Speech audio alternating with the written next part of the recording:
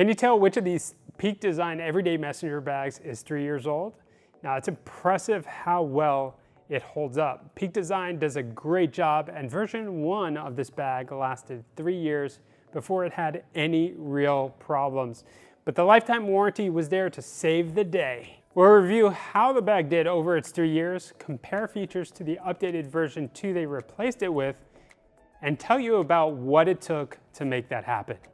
But before I get into it, remember, come visit us here at the Digital Goja showroom in Miami, and don't forget, we publish new content weekly, so subscribe to our channel and tap the bell icon to get notified about our latest videos. These bags got their start on Kickstarter. The company has an amazing origin story, and this bag had over 17,000 backers. Now, you might be one of those people, or you might own some of their other products, and that's why I like to hear what you think about their gear in the comments section below. Even my coworker raved about the company and this messenger bag in particular. He uses it for everything from a work bag with his laptop to a weekend or travel photography bag. Now, like I mentioned, this bag is actually the bag that's 3 years old, and he's used it every day since he's got it. Now, I've got to say, this bag doesn't look 3 years old at all. It almost looks brand new, except for the strap that got him to request a lifetime warranty replacement.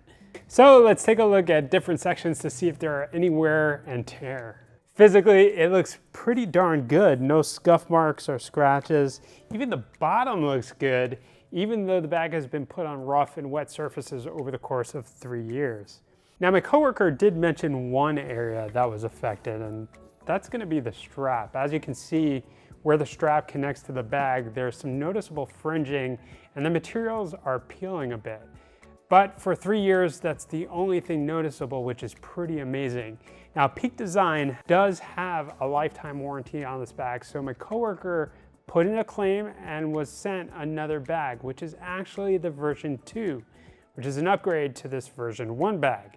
The claim process was really easy and straightforward, as all we had to do is fill out an online form and submit a photo of the affected area. Boom! 2 days later, he got a response, and he was shipped the other bag at no extra cost to him. Now, he does have to send this one back, but even that's taken care of. Peak Design has sent him a prepaid return label at no cost to him. And one thing though, they did send a Peak Design certified replacement, which they describe as either open box, discontinued, or gently used returned items that they have inspected, but it still keeps a lifetime warranty, so that's all good. But since we actually have V1 and V2, let's see what the differences are, if any. Now, the material does feel a bit different from version 1 and version 2. It could be because this bag is about 3 years old and hasn't gotten a lot of use, but it could also be because version 2 has a new weather-resistant coating to the surface of the bag. Now, the straps look the same. The version 1 is a little bit more worn out, but same material used on each. But if we take a look at the back, the belt straps is different. The new one is a little bit thinner than the version 1. As you can see, the version 1 is a bit heavier duty, but that doesn't affect its performance.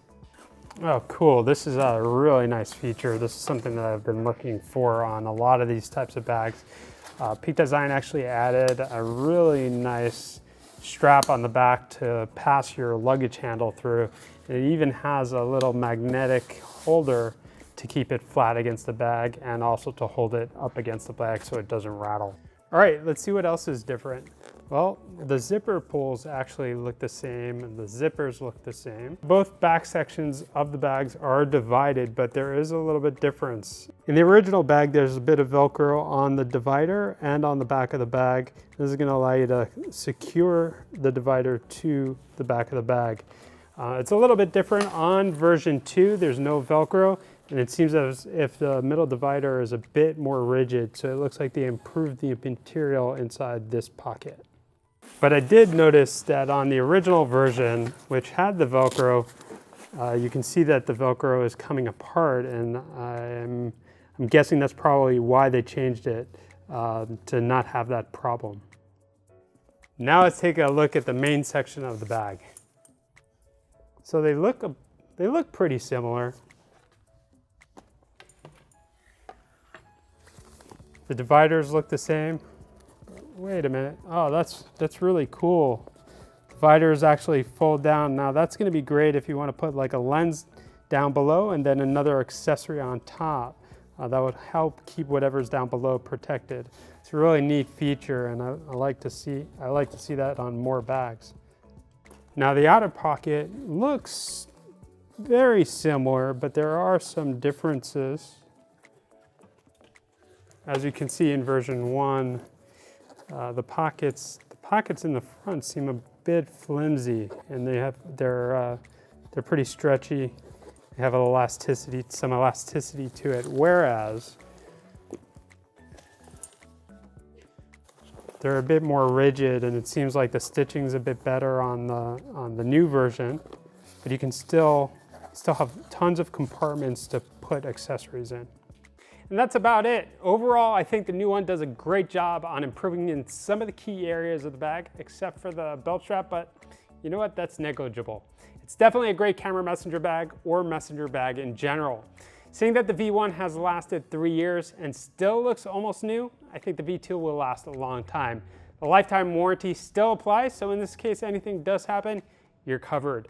Now, if you like this video, remember, hit the thumbs up button below, subscribe to our channel, and tap the bell icon. If you're in the Miami area, come visit us here at the Digital Goja showroom. Thanks for watching, and we'll catch you in the next video.